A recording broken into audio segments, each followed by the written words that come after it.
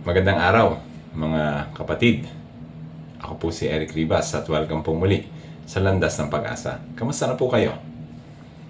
Ang ating pong ebanghelyo sa araw na ito ay hango po kay San Mateo, chapter 1, verses 1 to 4. Pakinggan po natin.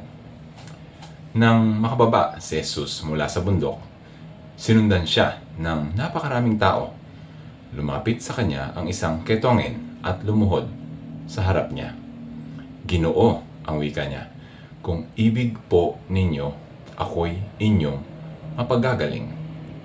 Hinipo siya ni Jesus at sinabi, ibig ko, gumaling ka. At pagdakay nawala ang kanyang ketong. Huwag mo itong sasabihin kanino man, bilin ni Jesus. Pumunta ka at pasuri sa saserdote. Pagkatapos, maghandog ka ng haing iniuutos ni Moises bilang patotoo sa mga tao na magaling ka na. Mga kapatid, ano ang ketong? Ito isang malubhang kalagayan kung saan ang iyong balat sa katawan ay nagkakaroon ng mga pagbabago sa kulay, mga pamumula ng kutis na maaaring maging pasa at sugat, pagkawalan ng pakiramdam, panghihina ng katawan, kabulagan at marami pang ibang mga simptomas. Nakakahawa rin ang sakit na ito. Nung panahon ni Jesus, wala pang lunas o gamot para sa ketong, kung kaya't ang magkaroon nito ay pawang sinumpa dahil hindi na siya kanais-nais na makita o makapiling ng ibang tao. Kasama na rin ang mga mahal niya sa buhay. Ang ketongin ay maruming tignan, pinandidirihan, mga mistulang outcast. Ang mamang may ketong sa ebanghelyo ay nag-krus ang landas kay Jesus.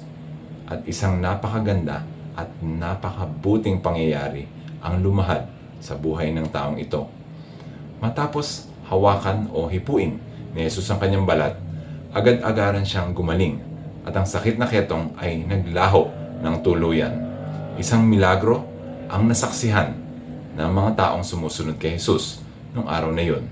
At napakalaking pagbabago sa buhay ng taong may ketong ang tiyak nating sumunod. Isang kawawang nilalang na tinalikuran na ng lipunan ng kanyang mga kaibigan at kamag-anak na pinabayaan na magdusa hanggang siya'y mawala.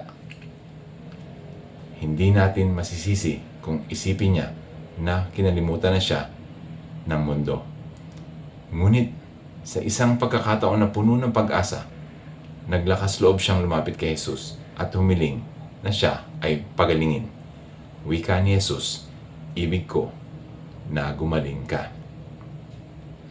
Sa haplos ni Jesus, naranasan ng taong may ketong ang awa, pakikiramay, pagmamahal mula sa Diyos. Isang sitwasyong pawang wala ng pag-asa. Ngunit sa isang hipo ni Jesus, hindi lamang lunas sa karamdaman ang nakamtan, pati na rin ang kanyang katayuan sa kanyang pamilya, sa lipunan, at sa simbahan o templo na dati siyang bahagi. Ikaw kapatid, nakaka-relate ka ba sa taong may ketong sa ating ebanghelyo ngayon? Maaaring wala tayong karamdaman na ganun kalubha, pero may mga pagkakataon ba na pakiramdam natin na tinalikuran na tayo ng mga kasama natin at mga mahal sa buhay?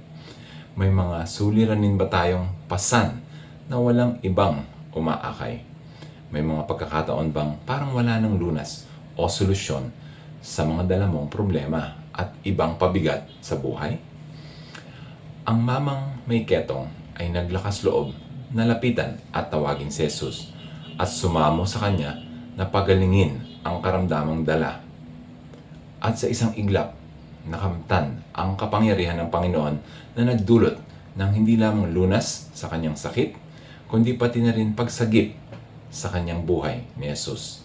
Isang tamang desisyon na hindi niya pinagsisihan, bagkus kanyang ipinagdiwang at tiyak kong tuloy niyang inalayan ng pasasalamat at papuri si Hesukristo matapos ang lahat. Naway magbigay po ng inspirasyon sa ating lahat ang ebanghelyo ngayon at tularan ang taong may ketong sa pagsaliksik niya sa ating Diyos. Gusto mo ba yon?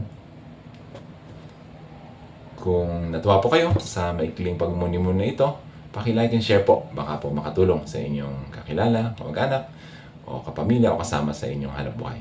Maraming salamat po. God bless.